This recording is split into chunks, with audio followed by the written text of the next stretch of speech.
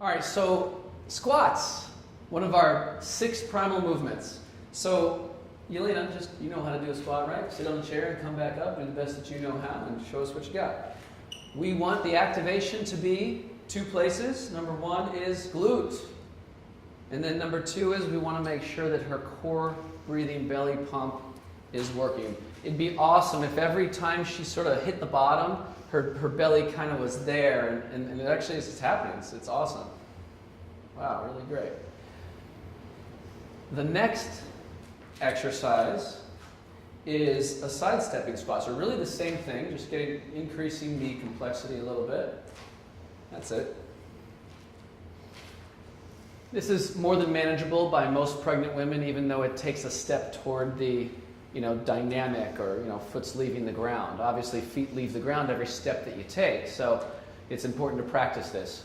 Glute activation, core activation. Great. Next exercise is another version of the squat, just a sumo squat. This sumo squat, it just means wider feet. The sumo squat's awesome because a lot of times you can get a client to feel more glute when she's doing this. Same rule applies. Glute activation, core belly breathing. And for you, what does that do for you? Do you have more glute, or what does this do for you personally? I have more glute. I like it more. Cool. Next exercise is the one-legged squat. So, standing on whichever leg you're ready to practice right now, and then just moving down and moving up nice and easy. And I usually like to start by telling people, just do a half squat. Just come down just part of the way and then back up. The real key here, after all, is not that you're doing a squat. The key is that you're activating the glute. We are corrective exercise people. That's what we're doing here. So get the glute, get the glute. Are you feeling some glute? Awesome. How's the core breathing? It's working. She's doing really well with that. Switch to the other side. The next step now is to add the clock squat to this.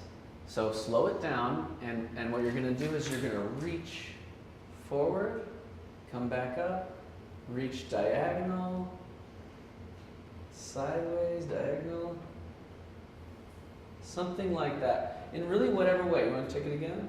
Now the key here is that every time that you move the foot in one direction, it's a little bit different on this leg. It's a changing center of gravity. And try some on the other leg too. And so what that does is it begs the system to go back into a knee load or the quad. Like, how are you doing in general, though? Are you able to keep some glute on this? Yeah. Okay. And how is this? Certain angles, no, she says. So that's important to recognize. And then practice the angles that are working or that are moving us in the right direction. The right direction just means glute activation and core activation. Good. Belly breathing's working. There you go. She's kind of picking up and actually getting better as she goes now.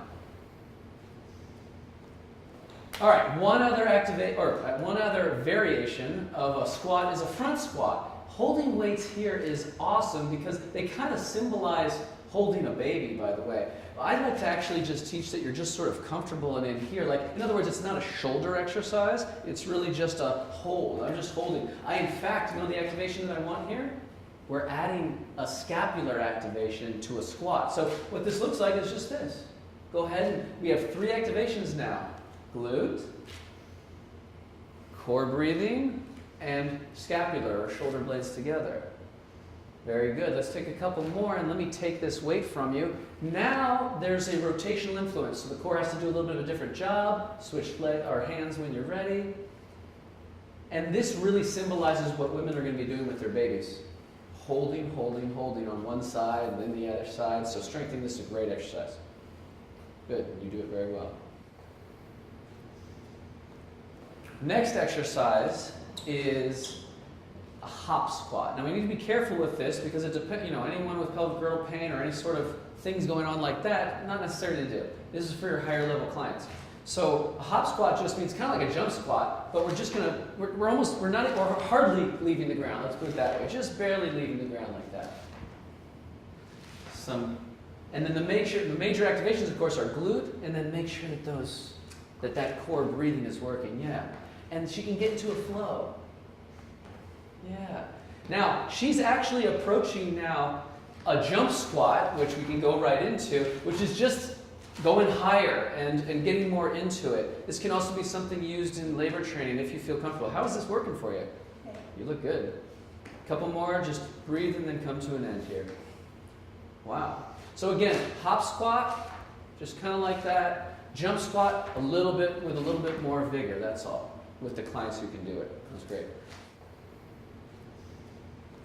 So next exercise, we're going to play around with a step now. We have step ups. So step ups are really just, they're versions of squats, aren't they? So Elena will just show us left, right, and then down, and just do what comes natural to you, Elena.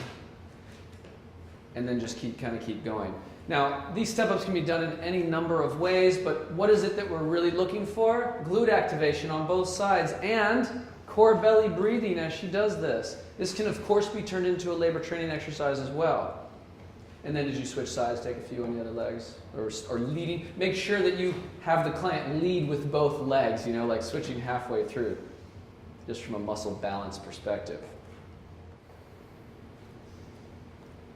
Now we're going to do step downs, so go ahead and step up on there. And this is, step downs are just kind of using a prop to do a one-legged squat. Definitely a little different mechanic, though. In other words, it's a variation, just for variety. So what's our objective? Glute activation, and core activation, core breathing belly pump. And then a couple on the other side. The classic thing that happens here is that dip of the down leg. And so if you want to make your client aware of that, then that can be appropriate.